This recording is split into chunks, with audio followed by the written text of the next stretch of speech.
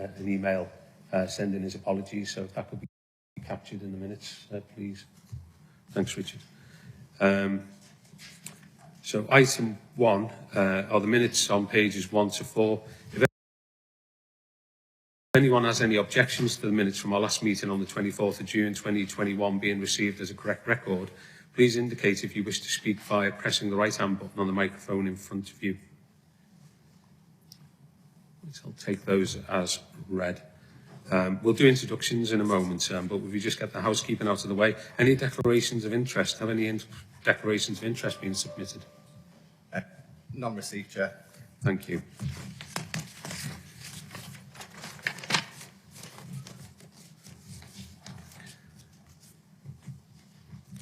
As I indicated, this is the second of the panel meeting, but the first full meeting with the Commissioner present. And there are new members of the panel, as well as obviously a new Commissioner and her staff. So I wonder if we could just do a quick round of introductions and just to say who we are.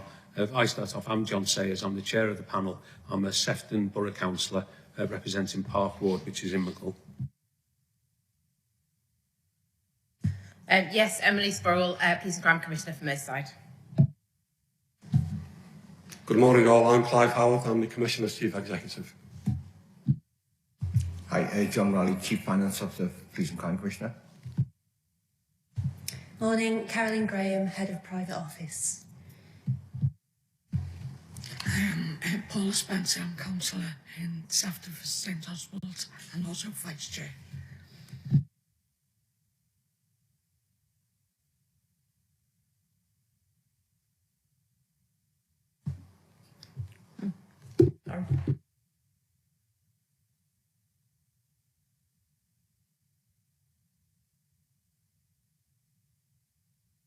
Let's go in there. Councillor Barbara Murray, Councillor for Yew Tree Ward in Liverpool East.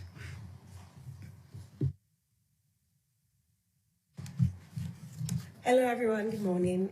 I'm BC Osaniko, Councillor for Power Ward in St Helens, MBC. Thank you. Councillor Chris Brown, Walton Ward, Liverpool City Council. Morning everybody, my name is Paul Hoot and I'm the Councillor for Haydock Ward, St Helens. Good morning, I'm Brian Taddeo, I'm the Independent Panel Member. Morning all, my name is Councillor Calvin Smeeder for Liverpool City Council representing Picton Ward.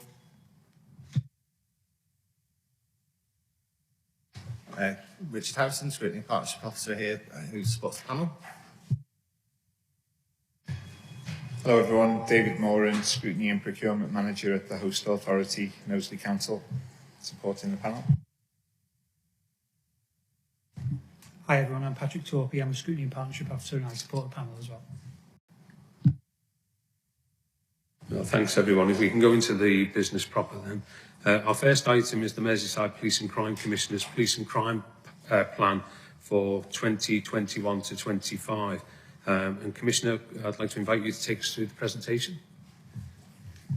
Yes, thank you, Chair. So you've got a report in front of you that kind of outlines what the police and crime is. So just to kind of briefly remind people, every PCC is required to produce a police and crime plan. It is the kind of priorities that I will be working towards over the next 3 years up towards the next election. It's also going to be the document that I use to hold the police to account on. So it's a really important document. It's important that it reflects the priorities of the people of Merseyside and various groups like yourselves. So I'm very grateful for you giving me the opportunity to talk through it, and I'll be very keen to hear your views. In terms of the timeline, you can see there that we've got the consultation open now, and it'll be open until August. We'll be looking through all the consultation feedback, and then we will be coming back to you with a draft for, again, further comments, hopefully to be signed off in October. So if I run through the presentation and then any questions or suggestions we can go through. So Basically, I was about to say, what I've tried to do is I've boiled it down into 3 kind of broad strands or pillars, if you like, and they break down into 2 sections each as well. There is a lot in there. There are a lot of challenges, a lot of priorities, I think, for the area of Merseyside. So I've tried to keep it as broad as possible to try and make sure that I can capture as many views and much feedback from the public as possible. But hopefully this will give you an idea of where I'm thinking it will go. But again, as I say, welcome your thoughts in terms of if you think I've missed anything or any details you think I want to add. So the first pillar is around fighting crime and proactive policing. So this is very much the kind of nuts and bolts of what I think the police should be focusing on. You'll see there the first priority is around serious and organised crime. You will know as councillors that we still have a huge challenges in Merseyside around serious and organised crime. We have a particular challenge around county lines, which is where we have particularly young people being exported across the country to sell drugs. There is lots of serious violence, there's lots of knife crime kind of related to all of that. Merseyside Police do a huge amount of work already tackling this issue, and I think I wanted to make sure that it was front and centre to make sure that that focus continues and that we keep that focus from the police as well as the wider partnerships. You'll also see there that I've highlighted retail and business crime and also fraud and cyber crime. And what we kind of notice is that actually a lot of that organised crime activity, those organised gangs, will very much might spill out into other forms of crime like online fraud and cybercrime and retail crime and business crime. There's a strong link between organised crime and those types of crimes as well. You'll also be aware that obviously with the way that the last 18 months has gone in terms of more people being online, we have seen a real increase in the amount of fraud that's being targeted to vulnerable people and particularly the use of online tools for that. So that's why I was keen to kind of capture that as part of that serious and organised crime priority. The second box on there then, priority, is around that visible and accessible policing. This is something that came up a lot, in the lead up to the election. And again, I know it's something that you as councillors will be very kind of in tune with in terms of wanting a visible police presence. So you see there I've referred to acquisitive crime. That's very much your kind of robbery, burglaries, those kind of crimes that can happen quite a lot, making sure that we don't lose sight of the importance of tackling those, alongside some of the more serious levels of crime. I've included road safety in here.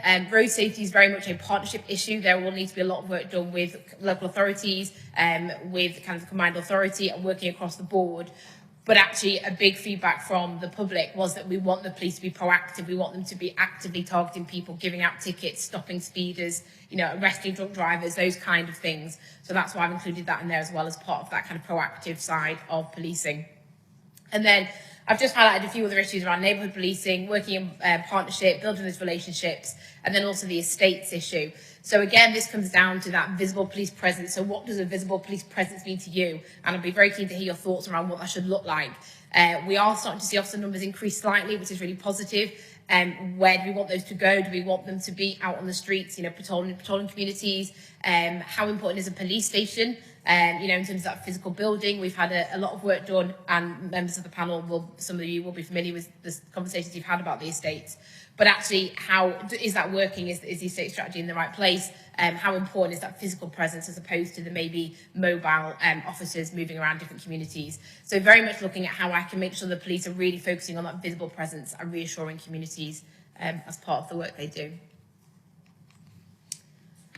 So the second area is around supporting victims and safer communities. Many of you will know that supporting victims is a real passion for me. I think that we are, as a kind of whole criminal justice system, not doing incredibly well by victims. I've had lots of victims get in touch to say actually they haven't had the support they've needed, or the police response has not been very good, or we haven't been very good at identifying the vulnerability of them. And I've highlighted there in that victims box around particular issues, so tackling violence against women and girls, for example. We had a report that came out yesterday from HMIC, which articulated the actual epidemic that there is around violence against women and girls and the sheer scale of it. And I really want to make sure that that is taken as seriously as other very serious crimes like homicide and knife crime. I've also highlighted there hate crime. Unfortunately, you'll be aware we've had a couple of high-profile incidents in the nighttime economy recently in the city centre around homophobic hate crime. So we know there are still challenges around that within Merseyside. And actually, the impact of a hate crime, I think, can never be you know, we should acknowledge just how bad the impact could be on the individual for being targeted because of who they are. So I was really keen to make sure that we had a special mention for hate crime because of the impact on the victim. And then I've also mentioned their victim services. So some of you, again, from old-time members of the panel will be aware, as a PCC, I have responsibility for commissioning victim services across Merseyside. So these are the services that you might be referred to who will support you to kind of cope and recover from the trauma that you might have experienced as a result of the crime. So I want to make sure that those victim services that I commission, that they are doing their job and that they're the right services and they're specialist and targeted, and that referral process is working as it should for victims of crime. So that's a kind of big piece of work there and a big priority as part of the plan. And then I've also included safer communities in there because actually we know that victims will not be, quite often it's not individual victims, you can see whole communities affected. Modern slavery is a good example of that, where you might have a house growing cannabis and you've got slaves as part of that, and the impact that can have on a local community, the strong links there with antisocial behaviour. You know, this is again another one of those areas where you really need that partnership work with local authorities to try and tackle some of what might be viewed as low level, but we also know how quickly ASB can escalate into more serious crimes and particularly targeting vulnerable people. So again, making sure we don't lose sight of how we can actively tackle antisocial behaviour. And then I've also put some bits in there around community engagement and, again, partnership working. This is very much around how do we work in partnership with our communities, how do we empower communities through schemes like Neighbourhood Watch, working with councillors, working with kind of local organisations to try and have a real community-led response to certain issues where we need that kind of partnership work. And I've also included in there equality and diversity. And to be honest, this is probably a strand that would run throughout the whole of the plan, because I think we know just how important equality and diversity is. I've included it in the safer community section specifically because it's about making sure we understand the needs of different communities and understanding that one size doesn't fit all. How do we make sure that the police understand that how certain tactics might go down? We know there's challenge around stop and search, for example, but how do we kind of work with those communities to get the right approach and in some cases rebuild the trust with those communities, looking at the diverse needs that we have on Merseyside. So then this final priority or strand is very much around driving change and prevent offending. So this is very much the early intervention, the prevention work. Because actually what we really want to do is to stop all these issues coming to the police in the first place. There is a huge amount of demand that is put on the police that really shouldn't be there. So when you look at mental health, for example, in that first box, you know, unfortunately, there are a lot of individuals who enter into the criminal justice system after having a mental health crisis, and it's just not the right place for them. You know, locking them in a custody suite isn't necessarily the best way to do it. How do we actually link up better with our mental health support services to divert those kind of vulnerable people away from criminal justice into a more positive space that can actually tackle some of those underlying issues? Young people, again, really key issue, links very much to that serious organised crime work, the county lines issue. How do we divert young people away from criminality and get them into more positive spaces so that they don't end up on a kind of a criminal track? And then I've also put there drugs, and obviously drugs and alcohol is something else to think about in terms of those underlying causes of crime. I've included designing out crime, and again, this is very much where I think working in partnership with local authorities is important and local councillors. What can we do to the physical environment to actually stop that crime happening? So, for example, if you've got a real issue with scrambler bikes, you know, getting onto a field, can we put a barrier up that stops scrambler bikes being able to get onto that field? Very kind of simple, quick things, but just to try and reduce that opportunity for crime to occur within that environment. And then I've also highlighted there the Violence Reduction Partnership. So for those of you who don't know, that's it was linked to a funding stream that came down from government around looking at violence reduction and looking at that kind of early intervention prevention work. So we've got a really great Violence Reduction Partnership here on Merseyside. And again, they're working very closely with your colleagues in the council and your cabinet members around where they divert funding to and funding projects to try and do some of that early intervention activity. And so the second part of this priority then is around the fair and effective criminal justice system. For those of you who don't know, as a police commissioner, I have specific oversight of the police and the kind of the budget and the kind of powers to oversee the work that the police do. I don't have those same powers when it comes to the wider criminal justice system, so things like the Crown Prosecution Service or probation or the courts. However, there is an expectation that as a PCC, I will work in partnership with them. I chair the Criminal Justice Board, which brings all of those partners together. And actually, we have a very frank discussion around how do we improve that process, because we know that for a lot of people, it doesn't stop with the police. They carry on through that process. So from a victim point of view, how are we supporting them through that? How are we making sure that they're being kept informed, that we're not increasing the stress related to the crime they've experienced by going through this process? But also looking at the offender point of view, how can we actually look at, are these offenders, should they be in this criminal justice process? Is it the right place for them? So I've highlighted specifically female offenders. There is a huge amount of evidence that says there are lots of women in prison for very short sentences for very low-level crimes, and they're being given harsher sentences in comparison to the crimes if you look at the male equivalents. Although the logic is the same for male offenders as well. There are lots of people who are in there because they might have been a victim of domestic abuse and we haven't addressed the trauma. They might have mental health issues, there might be drugs and alcohol issues. You know, we need to be much more pragmatic about whether locking somebody up for 6 months is the right approach to tackling crime and getting them off that path. So I'm really keen that there's a lot of work I think we can do around that in terms of the criminal justice system and just trying to make it much more focused on diversion, restorative justice and kind of more practical looking at the underlying cause of offending in that sphere. So those are the kind of three strands. I just wanted to highlight a couple of things to you in terms of my role and my role with the police. So I said during the campaign that I wanted to be a visible and responsive PCC. Hopefully some of you have seen some of that over the last couple of months since I've been in. But I also want to highlight what that means in reality. So the police scrutiny is probably the most important part of what I do. It's the job that I'm elected to deliver on. So I'm currently reviewing the process for how I will scrutinise the police on that. So currently we have something called the force inspection meetings, which again, some of you will be very familiar on. And that's basically my opportunity to challenge the Chief Constable and the senior officers and say, what are you doing about that? We've seen a spike in road traffic incidents. What are you doing? What support are you putting in place to tackle those issues? I've also included their use of force because, again, as I mentioned earlier, with the tools that the police have, things like stop and search or use of taser, there is understanding and anxiety around how those powers are being used. And I think it's important that we are as transparent as possible and the force are as transparent as possible around how they've used that and what impact that's had to make sure that they're not being used and leading to a detrimental relationship impact within certain communities. The one-to-ones I will have regularly with the Chief Constable.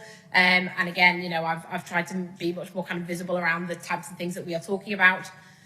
And then in terms of moving over to PC accountability, you will probably know all about this, so I don't need to go into this in too much detail, but I talk about this to the public in terms of my accountability. So obviously I will be meeting with you regularly, talking about the work that I've been doing, but also looking at how I can involve the public more and give them a chance to have a bit more of an influence over what I'm doing. So I'm very keen to see how I can draw in some independent voices as part of that work and also the victims panel.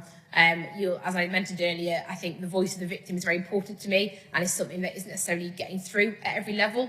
So I want to try and set up the victims panel that will challenge me in terms of the work that I'm doing, but also then look at what we do with the police and challenge the police to try and just improve their response to victims as much as possible. And then my last slide is just around the partnership work. And again, I've mentioned it all the way through this, and it will be a very kind of clear strand within the police and crime plan. And actually, I think I'm the only elected politician that has partnership written into the legislation because it is so important. We cannot police our way out of crime. It just is not going to happen. I cannot solve this by myself. So I think it's very, very important that we engage with those partnerships. The violence reduction partnership I've talked about, the Safe and Merseyside partnership, which we'll come back to in due course.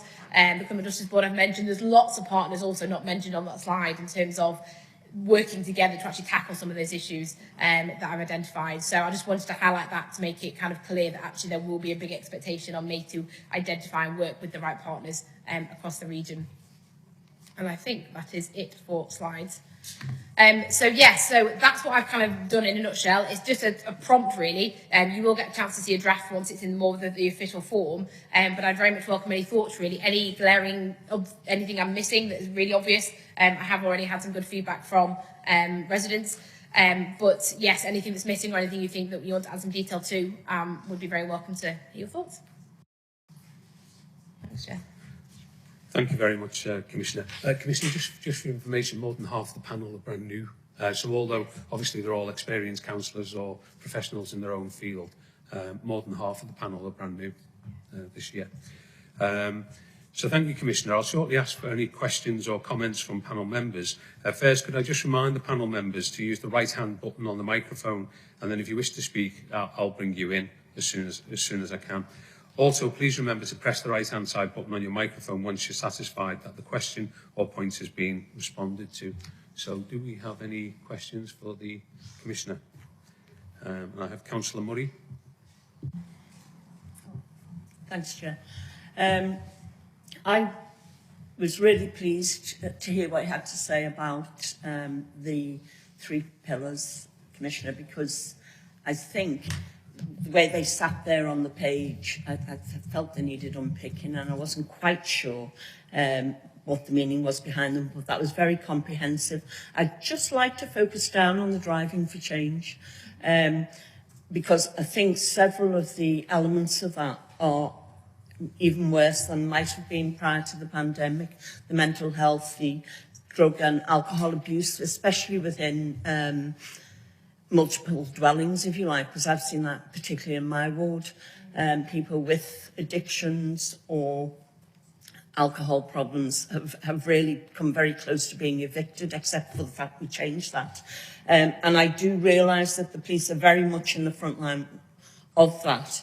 And when you said early intervention, I wonder what you actually mean by early intervention from the point of view of the police. Would it just be signposting, or would it be what you mentioned here at the very end, this partnership working, and how we can strengthen that? Because I have found, even working very hard, trying to bring together individual partners, if you like, housing, the police, services, we've found that very difficult to do, and they are very stretched. So I'd just be interested in more on that, please.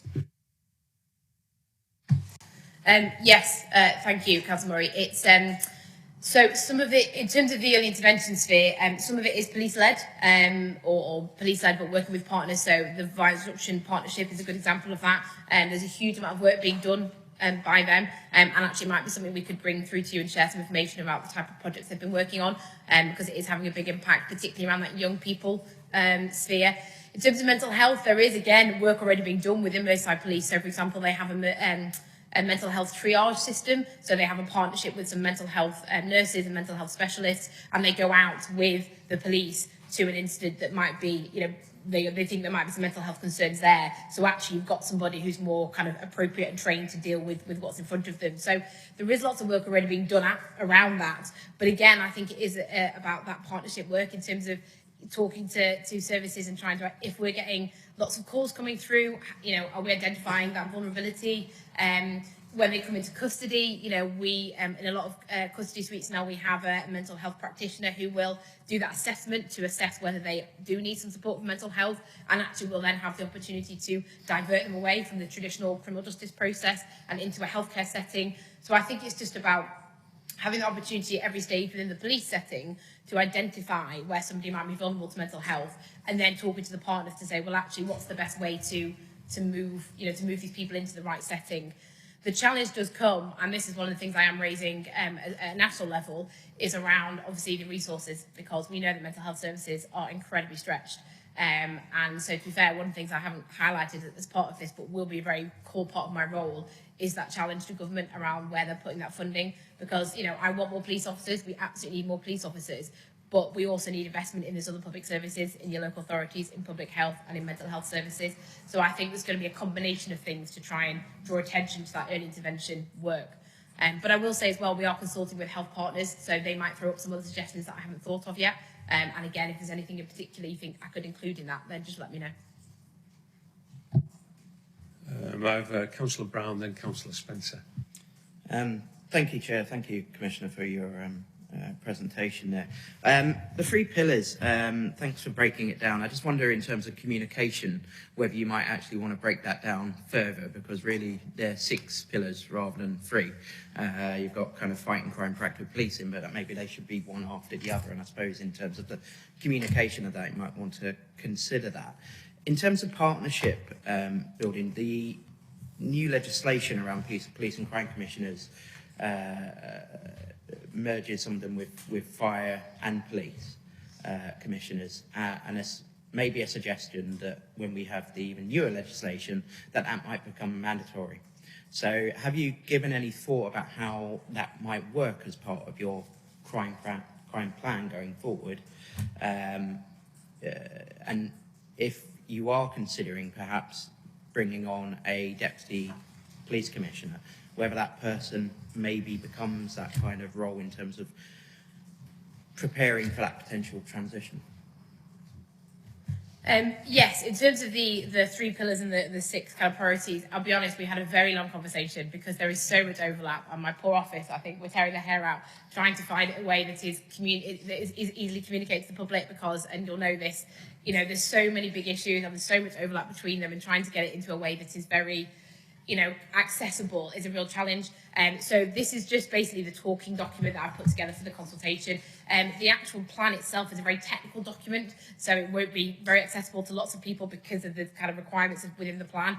However, we are having a conversation in the office around how we can look at the communication of it so that there is a very clear kind of communication around the kind of things that I'll be focusing on, and people can see where I come in and where the chief would do her bit and those kind of things. So yes, I hear the point about comms, and we are having a think about how we can make that very accessible to the public.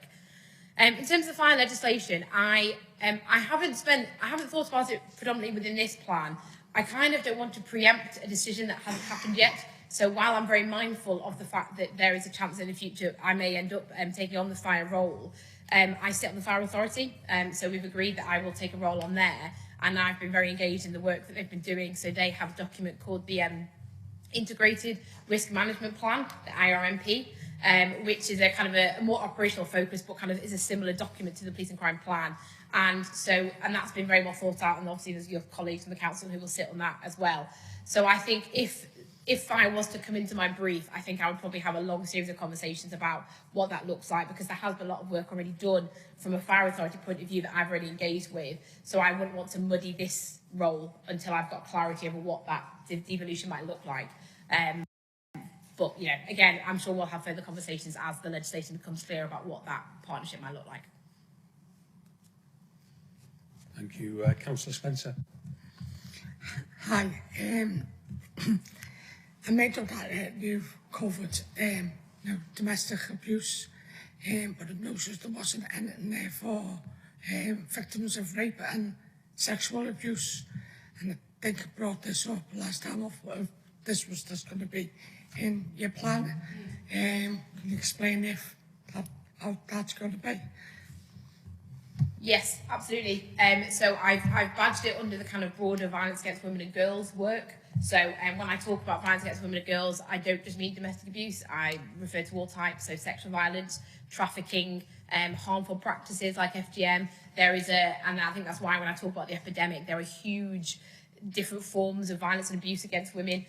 So I'm very keen that when we look at that, working with local authorities, and that when we develop the kind of strategy or kind of whatever we kind of, the commitment that we get across the region for that work, it will refer to all the different forms of violence against women and girls. So that will include sexual violence. And actually, the work I've just done, I just did a survey recently that actually closes on Friday in terms of street harassment and that relationship that women have in terms of what incidents they've experienced, how does that relationship work with the police, you know, would they report to the police? Because I know there's challenges particularly around sexual violence in terms of when they'd report. So there's a whole piece of work, I think, around this. There's lots of overlapping layers around violence against women and girls, which I think we'll hopefully try and, you know, explore as we go forward in the plan.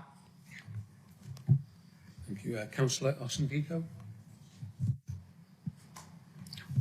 Thank you, Chair. Thank you, Chair. I would like to commend you for the general presentation that you've just given this morning, Commissioner. And I understand that it is proposed that a new plan will be adopted by November 2021 in advance of the statutory deadline by March 2022. The impact, the equality impact assessment refers to ensuring that there is equal access to the plan and a consultation, ensuring that this plan is accessible in a wide range of formats. Now, I think you must have touched on these, but I would just like a bit more clarification. How do you or your office intend to ensure that the views of people who are maybe not digitally aware, how do you capture their views? And also, I would also like if you can also clarify in terms of your partnerships, because you said something about actually ensuring that you partner with organizations across the Merseyside. So what proactive measures will you take to make sure that marginalized or underrepresented or disadvantaged groups like LGBT, Black Lives Matter, how do you ensure that the views of these marginalized and underrepresented organizations are also captured in your plan as well? Thank you. Thanks for that. Yes, it's a really good point. I'll be briefly honest, the COVID legislation has made life challenging in terms of getting out there and doing some of that, consultation work and that engagement with these communities. We did have a whole programme of face-to-face meetings, and then the legislation all got delayed, another month. So we have had to rethink some of them. So we've done lots of online consultations. I have a very good community engagement team based in my office, and they have got really great links into lots of those groups and lots of those organisations, lots of those communities that you refer to. So we are currently working out a schedule for, I think there is some detail in the report, but there's going to be lots of those meetings coming up in the next few months, particularly once the lockdown lifts a bit more and we've got a bit more freedom to go out and talk to people. So we're very conscious that I want to make sure that there is diversity in terms of the responses to this. So yes, so hopefully you'll see lots of activity as things start to open up again.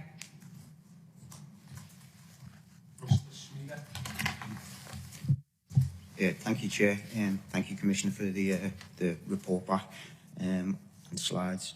The ward I represent in Liverpool is probably the most diverse ward in the whole of Merseyside. And I heard you briefly speak on visibility of having a police presence. So I'd just like to hear more on that visibility for the police, without that becoming intimidating to the community that I represent. Thank you. Yeah, it's a very good point. And to be honest, I think it's probably something that I'd like to, have further conversations with you about as we go forward in terms of how do we get that balance right. Because if there are, incidents of crime and activity, we want the police to be there, we want that visible reassurance, and we want them to be proactive. But again, as you say, there then has this knock-on effect where actually people feel they're being over-policed and they're being unfairly targeted, and it's something we really need to grab hold of to make sure that we don't damage those relationships with the police later down the line. So as part of my scrutiny programme, I am keen to try and engage groups to be more involved. So when we talk about some of the tools and some of the responses from the police, how can those groups kind of offer that perspective that maybe I can't give? So I'm hopeful that they might, bring some of that perspective and offer that challenge to the police around how they get that balance right about being visible and reassuring without being overbearing. So if I'm very happy to take this offline if you're willing to chat to me, because I think there's probably a lot more we could do to explore that as we go forward. Thanks.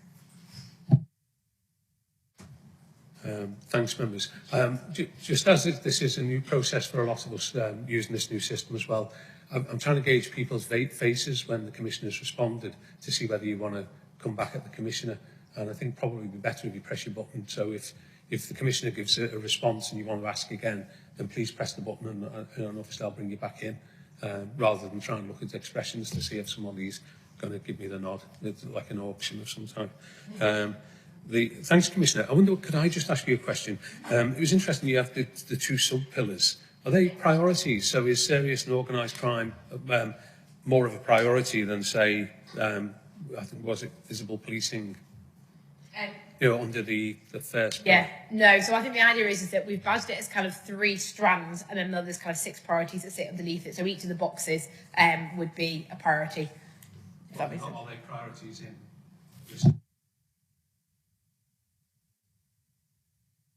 I do apologise, I'm not following my own rules. So is neighbourhood policing, for instance, a higher priority than, say, road safety? Or, I see. Yeah.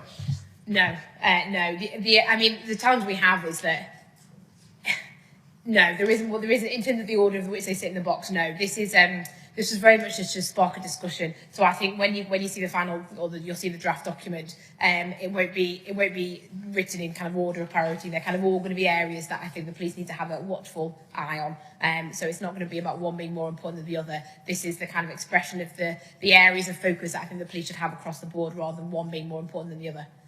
But yeah, again, I think once we get the draft document and you'll be able to see that, you know, if that isn't articulated, you can let me know and we can look at how we can present that so that is clear. Thanks, Commissioner. That's reassuring. Mr. Tadeo. Good morning again. How are you going to measure your plan going forward?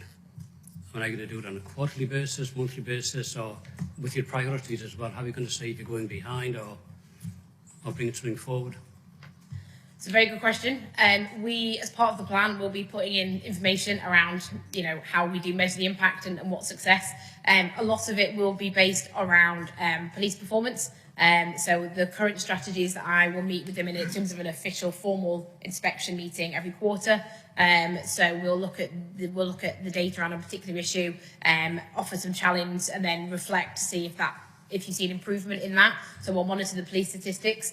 There'll also be some, I think, very action-focused things around projects, initiatives that I want to get off the ground. So hopefully there'll be a very practical element of have I delivered what I said I was going to deliver. So there'll probably be a combination of things in terms of how well the plan is working. We're also thinking as well about how we can get feedback on a more regular basis from the public in terms of, you know, the role that I'm doing and you know, just even the visibility of me, and do they see me being proactive and doing that role? Because I do think that's a big challenge as part of this is the public seeing what I do. So we're looking at how we can measure some of that and have some kind of trajectory to see if there is an improvement in that. So it's all to kind of be confirmed, really. So any specific suggestions are very much welcome because we're still very much drafting some of those ideas at this point. Thanks, Commissioner. I think that's a very good point, Mr. Tadeo spoke of. Just for members of the panel, I did discuss with the officers because I know from my past experience on the panel, we didn't have ready access to some of the force statistics. So, you know, we didn't know from one week to the other without having to Google or go in looking in for wherever this information is held. And I'm sure it is, you know, it is publicly available. But, you know, were robberies going up or were robberies coming down? Were rapes going up? Were rapes coming down? You know, we didn't get that kind of information. So I think it'd be useful if, but also there are things which are very difficult to measure because they're not recorded. They used to have a British Crime Survey. Does that still exist? I don't know. It's in a different format, so there is something that performs a similar function, Chair, but not as we would remember it. Is that publicly accessible, Clive? I'm saying it is, yes, and I know that there's Police UK, whereby any member of society can put their postcode in, and you are delivered with a whole raft of performance data around crime and community safety in your area. Yeah, I was more thinking of sort of the force performance. You know, I don't do red, amber, green or whatever they do these days. So just to clarify, so as part of the force inspection process, they will all be public meetings and open to yourselves, and I'd highly recommend you attending one of them in the future so you can get a feel for that, because that's where that conversation will happen. That's where that challenge in terms of the performance figures and the statistics from the police, that's where that conversation will happen. I'm very mindful that obviously I know there'll be a strong link between the police statistics and the well, there'll be some link between the work I do and the police statistics, but there are also lots of factors that impact on that. So, and obviously your job is to scrutinise myself rather than the police necessarily. So we'll have to think about how we can shape that so you get the information, but without necessarily trying to replace, you know, you should be scrutinising me and not the police, but I appreciate you'll need some information to do that. So we'll have a think about how we can square that circle. Thanks, Commissioner. I'm not seeing anybody else wanting to ask any questions. Beg your pardon, Clive. Thank you, Chair. If I could just add to the points raised by the Commissioner regarding early intervention. I know this is really close to the Commissioner's heart. It appeared in our manifesto, particularly around young people in schools and the police engagement there. Unfortunately, during austerity, the previous Chief Constable had to withdraw the schools officers, and they are an incredible resource in terms of engaging with young people and sorting out relationships between young people and identifying any issues in young people's lives for referral to the appropriate agencies. Fortunately, due to Operation Uplift, which is the enhanced funding from central government to increase the number of police officers in Merseyside and other places, this Chief Constable has been able to put more police officers back into schools. So, to an extent, it's not perfect, but it's a move in the right direction. And I know that the Commissioner will monitor the impact of that. Early intervention is really, really important. Thank you, Mr Howard. Councillor Smeeder. Yeah, my question's just on, I don't know whether you know, there's been a recent quite high-profile arrest in Liverpool by the gangbusters and Labour Authority, Abuse Authority. And I just wanted to know how you're going to sort of tackle things like modern-day slavery. Yeah, it's a good question, and I've included it in the plan because it's an area of work that I started to get involved in when I was the deputy PCC. The challenge we have around modern slavery is that it's just so hidden, and I think even more so with the lockdowns of the last year or so. So I think the real challenge is going to be is raising awareness of it.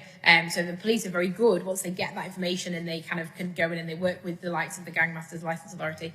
They're very good at going in and doing that proactive activity, particularly looking at car washes, you know, and nail bars. And so I think they're very good once they get that information, but it's spotting them. And I think this is where we really need to do an engagement exercise with the public in terms of, do you know what the signs of slavery are, and can you spot somebody who might be vulnerable, and how do you feed that into the police and other agencies so we can use all the powers within our toolkit to go and target them. So I think the big focus for me is going to be that awareness raising, and then again I'll be talking to the Chief Constable around what resources she's putting in to make sure that when they get the information they've got a really good response to those incidents.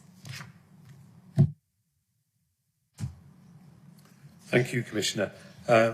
Well, subject to taking our comments on board. Oh, sorry, Councillor. Yes, please. I just wanted to mention, because I remember that you said something about how we can divert young people away from criminality. And I do remember that yesterday the Home Office announced a knife crime prevention order that is actually going to be piloted in London for about 14 months. And, you know, there's a possibility that this might be rolled out in other parts of England and Wales. So if this gets to the Merseyside, how do we, what plans, you know, do you have, or your office has, to make sure that young people of maybe ethnic minority background won't be unfairly targeted by the police? So I suppose it comes back to that conversation I had earlier in terms of working with communities on that. Knife crime is a big issue for the Merseyside Police. They are very kind of proactive around it.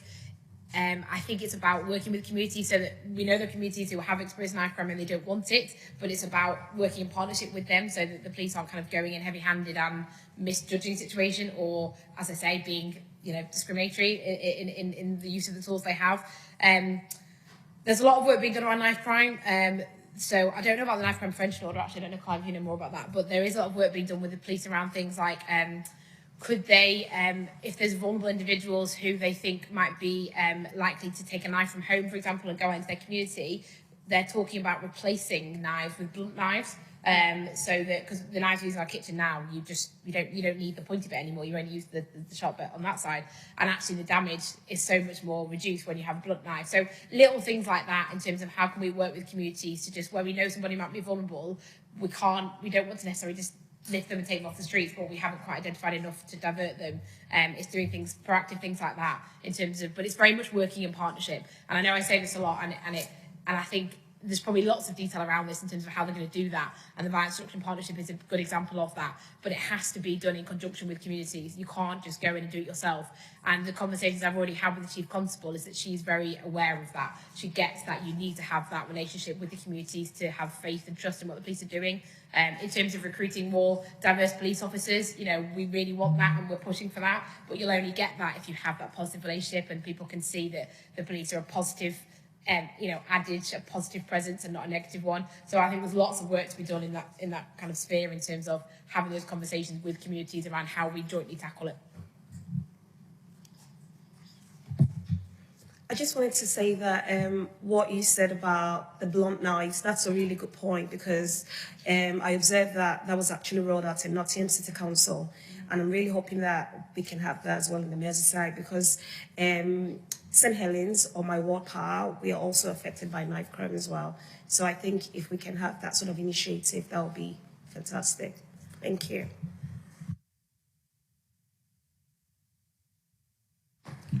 Right, thank you, everyone. So, subject to taking our comments on board, are we satisfied with the approach being adopted to develop the police and crime plan for 2021-25. Unless I hear any objections, then I'll record the action as being endorsed. The only addendum I'd add is, I'm grateful for what the Commissioner said regarding performance information. I just wonder whether our officers at Knowsley and your officers could come up with some form of easy format. I don't think we want to scrutinise, all the statistics, but perhaps, if you were to alert us, or your officers alerted us to things where things are going out of control, or there are things that perhaps we need to look at, so managed by exception, perhaps. So if there are spikes in certain things, or the victim support's clearly not working in some way, I think it would be useful if we were able to get some management information on that. Thank you. Yeah, and we'll take that away and come back. Councillor Spencer. It's just there's no notice. Any chance you can send a copy of the presentation out to members? Yes. Thanks, Kim. Thank you, Paula. Thanks, Commissioner. Colleagues, if we could turn to item 3B of the Police and Crime Commissioner's decisions, you'll find these on pages 31 to 34 on your pack. So, Commissioner, would you please take us through the report? Yes, thank you. So for those who are new to the panel, this is basically a process we go through in terms of allowing you to see the decisions that I've been making. So we define them as key decisions, so anything over a certain amount, and also anything that we think might be of real public interest.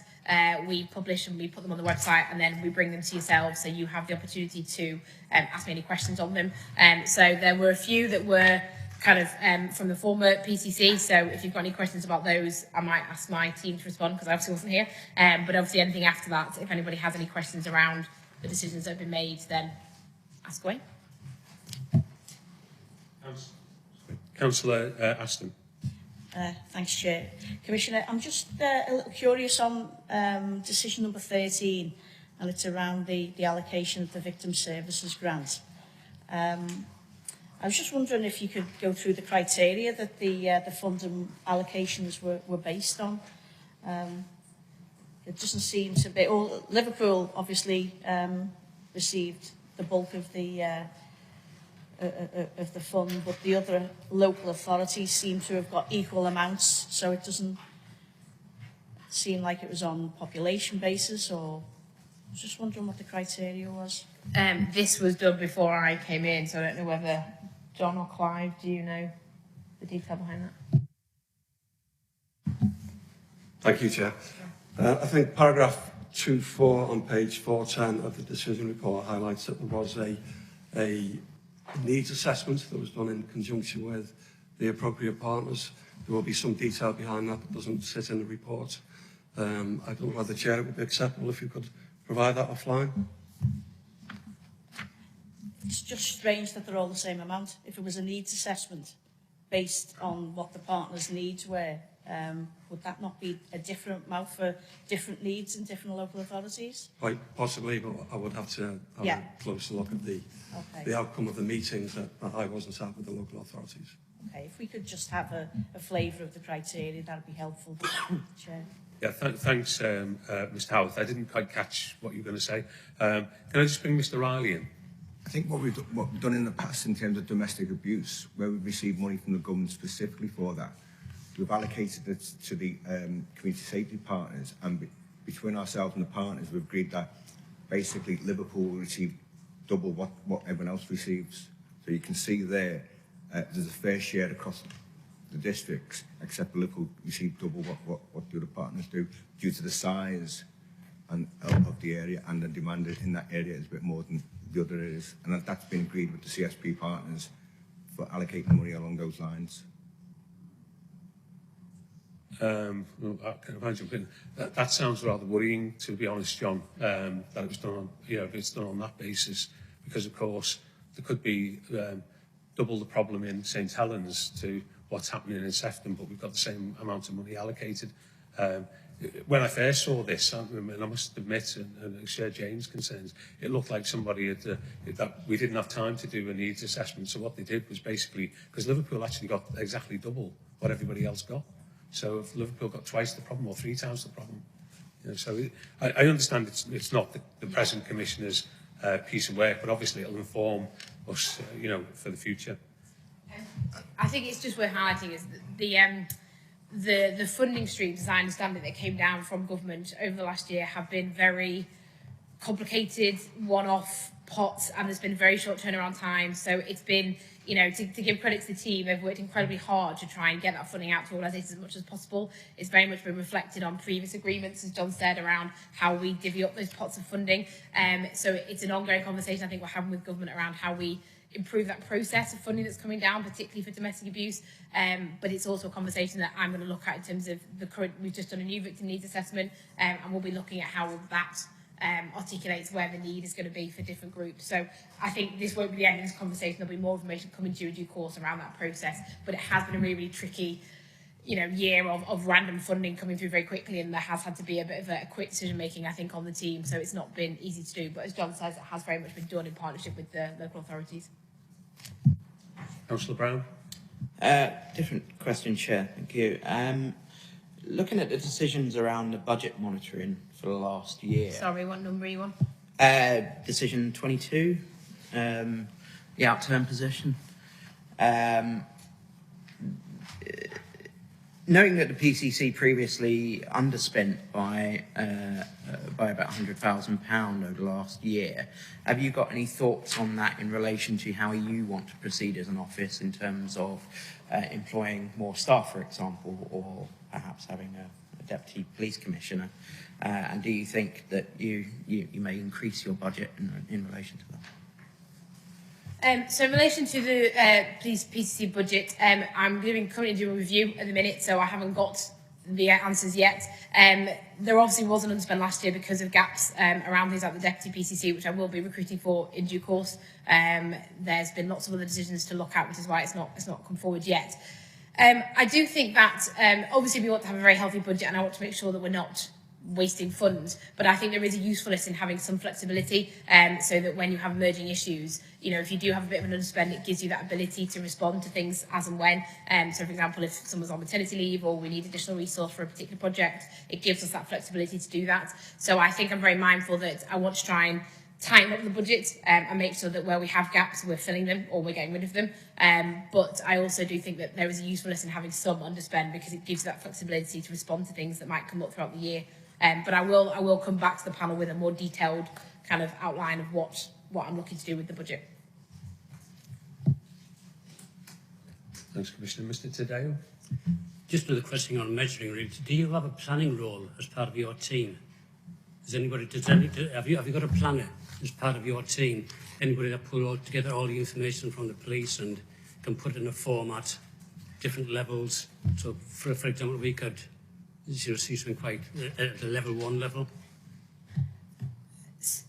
Sorry, I'm not sure what you mean in terms of what information. If you've got a planning role within your team, somebody that can gather all the information from the police and elsewhere to see how you're measuring against your plan. Right. So we have at the minute, and I think I spoke about this briefly in the introduction. We have kind of members of the team who are picking up different aspects of that work. So we have, in terms of monitoring the information that we get from the force, looking at the data and how we prepare challenge for the scrutiny and the force inspection meetings. What I am looking to try and do is to try and bring all of that together into one role, because I think it is a very important part of the office. I think monitoring the impact of the plan, looking at the force inspection meetings and that scrutiny that we provide to the police and the chief constable. I think we need to kind of focus that a bit more and make it a bit more of a connected up role. So that's one of the areas I am looking at in terms of having one dedicated person that can do all of that and hopefully tie things together in a way that I think would be a bit more sensible than I think has been done up to now. Thanks, Commissioner. I think it would probably be very useful if we could, if we were alerted to when the force inspections take place, because I think members of the public can go to them as well, can't we? Yeah. So it might be useful if some of the members want to attend those. Yes, and we'll certainly make sure you have the dates for those. I think there's also an agenda item later on in the forward plan around the governance arrangements that will demonstrate exactly what that's going to be. So I will, there should be scheduled dates in there as well. So I'll give you all that information.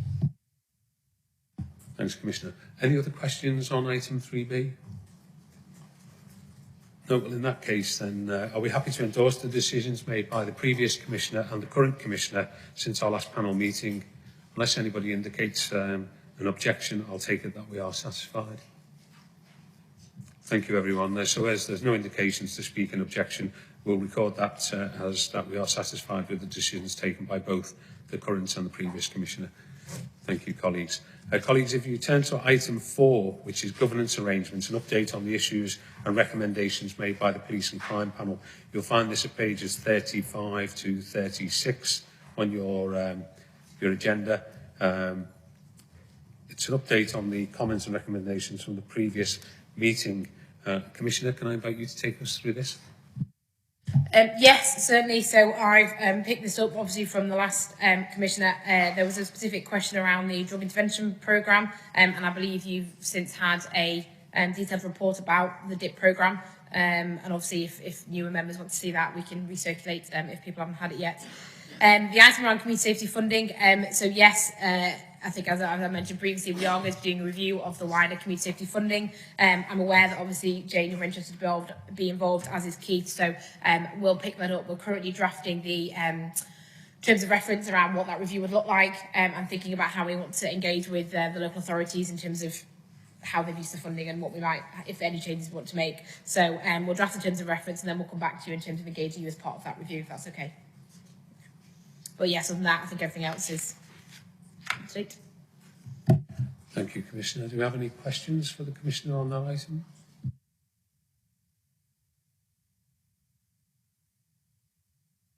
Right, thank you. So, panel members happy with the responses provided by the Commissioner?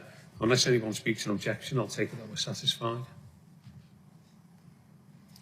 Okay, thank you. Then we'll record that we are happy with those responses. Item 8, colleagues, is the panel work programme 2021 for 22, and you'll find these at pages 37 to 46 on your agenda. David, would you like to take us through this? Thanks, Chair.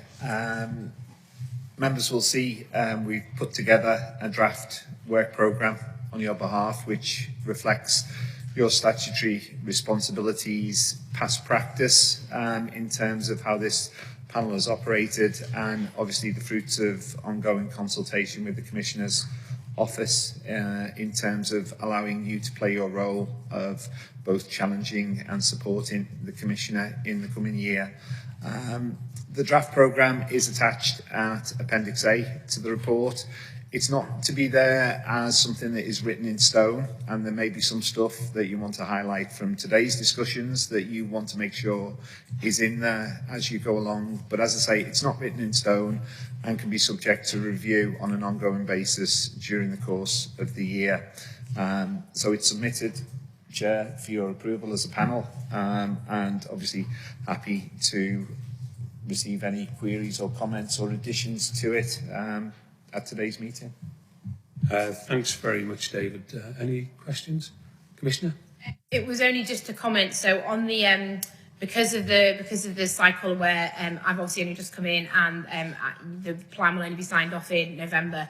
In terms of the 3 meetings on the second page, December, January, March, I'm just kind of checking that the panel are happy if, based on the fact that the broad structure of the plan is going to be around those 3 strands with the kind of the broken down into 6 priorities, are you happy that we'll kind of do 1 strand, so you'd have 2 boxes basically for each of those 3 meetings, on the basis that potentially next year we might look at each box in a bit more detail? The intention was behind the 6, so that hopefully that would reflect the panel meeting, so it would be quite a nice fit to look at a deep dive in that subject. But given that we'll be halfway through the year by that point, as a panel contend that I'll do 1 strand, so you'll get 2 boxes, basically 2 priorities for each of those meetings. Are people happy for that approach? Yeah, I'm not seeing any objections. David, have you got a view on that from our officer's point of view? No, Chair. We basically, within the draft work programme, we put placeholders in terms of allowing the panel to scrutinise in relation to the delivery of new priorities once the plan was in place. So I think that could be easily accommodated, Chair. Thank you. Any other questions on this item? Well, thank you. So are panel members happy with the proposed work programme for the municipal year, and that this be provided to the Commissioner's office, and that the schedule of meetings is satisfactory? Unless anybody objects, then I will record that as that we are happy with that. Okay, thank you. That's endorsed. Item 6 is any other items which the chairperson deems to be of an urgent nature. I've no items of any urgent nature. I've not been asked by any of the members or the Commissioner's staff to raise anything. So I'd like to thank you all for your attendance. Thank you, Commissioner, for your first meeting with this panel and our first meeting with you. I'm sure we look forward to being a critical friend and working together to make Merseyside a safer place for us all.